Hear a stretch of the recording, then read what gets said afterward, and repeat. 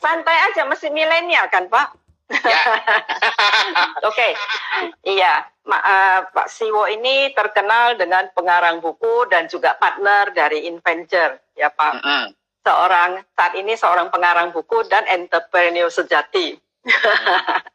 Sangat sukses ya. Oke, bukunya sangat terkenal sebelumnya, semua tahu, bestseller. Millennial Kills Everything. Kemudian keluar lagi 30 perubahan perilaku konsumen yang membuat kita semua menjadi pegangan, iya benar ya, ini perilaku konsumen berubah, jadi kita harus berubah, ada adaptasi, kalau nggak bisa mati, tenggelam. Nah, nanti Senin ya, kalau nggak salah akan keluar lagi COVID-19 kills everything. Ya, betul? Ya, ini kelihatannya Pak Siwo ini suka kata-kata pakai membunuh. Kills, semuanya membunuh ya, semua membunuh. Tapi itu kata sakti banget itu Pak Siwo. Ya. Kebetulan sih suka pakai? Kills itu kebetulan memang refleksi dari representasi dari disruption Bu sebenarnya. Ya, jadi karena kita ini lagi sebelum COVID itu yang populer itu adalah disruption ya. Jadi banyak bisnis terbunuh segala macam. Biar agak dramatik, saya pakai istilahnya kill, bukan disruption. Kalau disruption kan serius gitu, makanya kalau mau gampang pakai istilahnya pakai kill saja gitu. Nah, rupanya COVID juga begitu, kayak disruption, menghasilkan disruption. Maka kemudian baru 3 hari yang lalu saya keluarkan COVID atau Corona Kills Everything, Bu. 3 hari yang lalu ya baru keluar ya.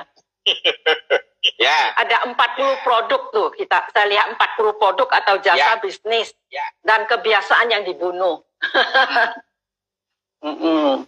Iya, jadi untuk kesempatan ini mari kita bincang-bincang bagaimana membunuh kebiasaan perilaku ini ya, produk jasa, apa saja peluang bisnisnya. Nah, yang paling penting bagaimana kita adaptasi dan strategi menangkapnya. Kita bincang-bincang bagaimana pemasarannya.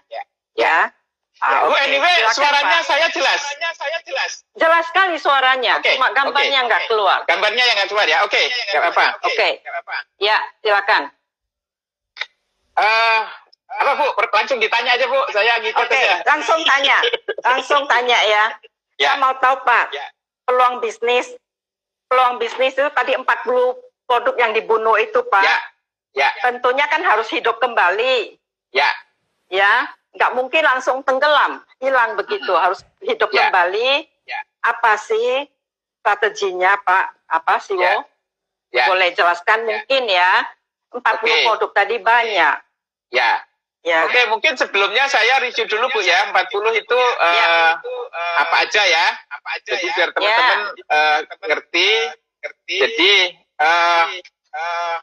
mungkin sebenarnya nggak cuma 40 ya. Jadi nanti saya nambah lagi, tetapi sampai sekarang saya sudah kumpulkan ada 40 ya, produk ya, bisnis, industri, kayak oil and gas itu dibunuh oleh COVID ya. Terus kemudian juga misalnya yang paling kunci kalau kita menghadapi ekonomi adalah consumer confidence misalnya. Ya, consumer confidence itu turun drastis, padahal consumer confidence itu dasar dari semua ekonomi. Kenapa? Karena kalau kita tidak confident, maka kita nggak berani spending duit. Kalau kita nggak spending duit, berarti produsen barangnya nggak laku. Itulah sebenarnya sumber dari krisis sebenarnya. Di dalam setiap krisis itu selalu begitu. Selalu consumer confidence itu turun drastis gitu ya. Terus kemudian nanti misalnya airline itu sekarang sudah tutup semua ya, karena orang takut naik pesawat tertutup begitu, jaraknya deket-deket, nanti ketularan ketularan COVID ya, makanya airline itu tutup semua ya. Jadi kemudian hotel juga begitu.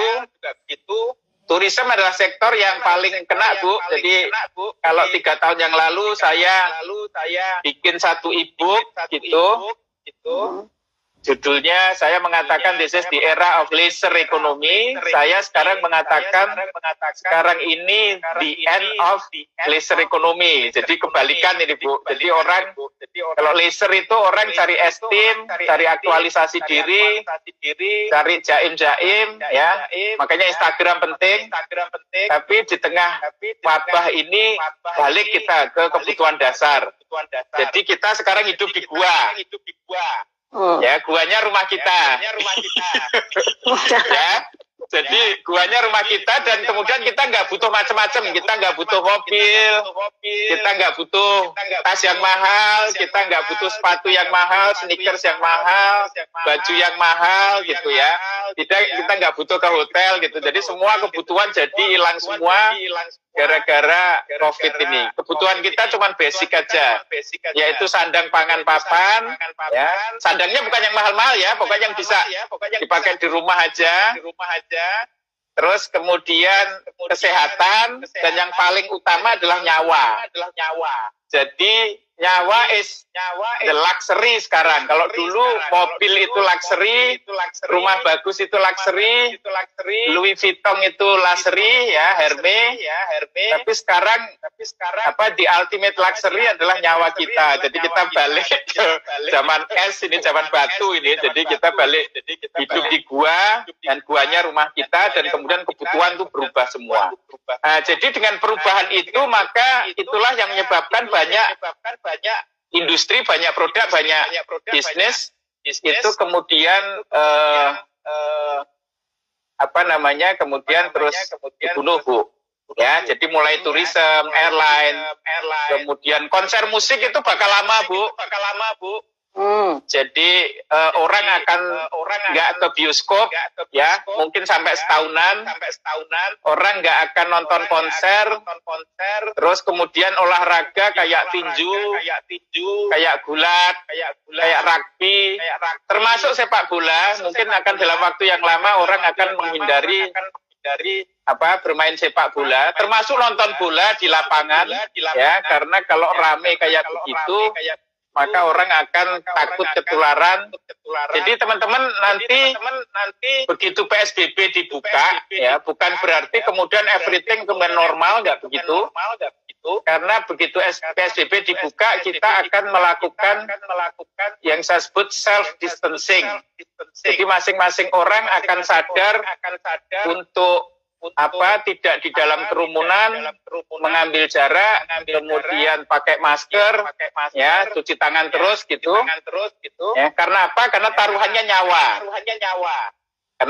nyawa. Jadi bisnis-bisnis yang sangat identik dengan kerumunan tadi, kayak konser musik, kemudian di mall juga begitu. Nanti recovery-nya akan lama, karena begitu PSBB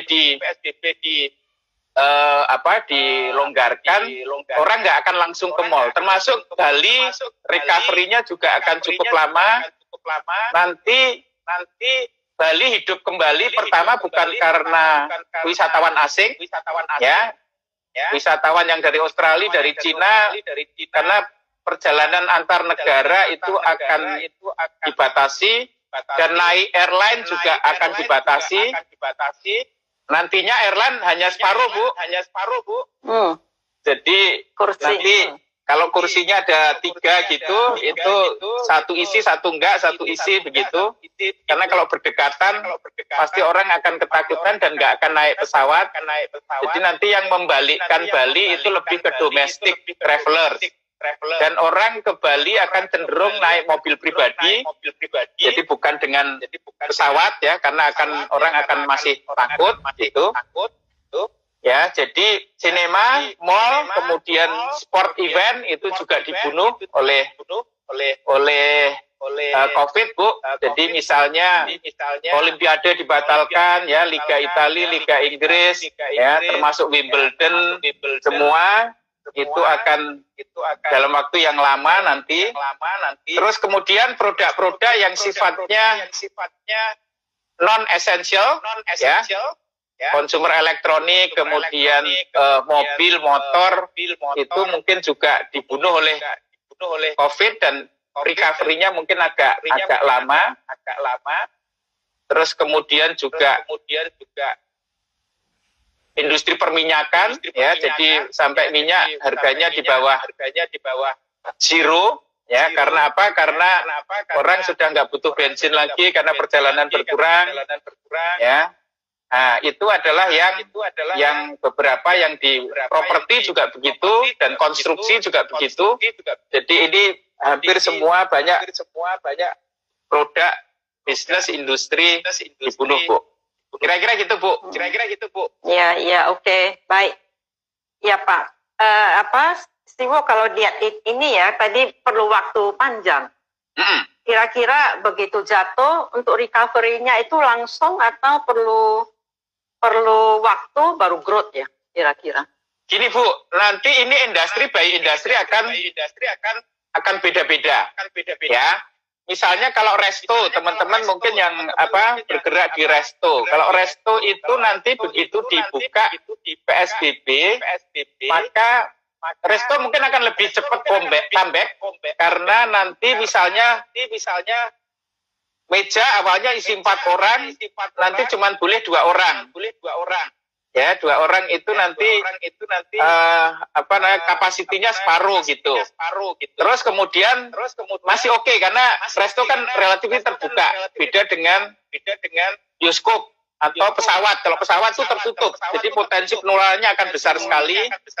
Nah, tapi kalau resto mungkin relatif enggak, dan resto masih juga ada alternatif untuk online delivery, ya, atau food delivery.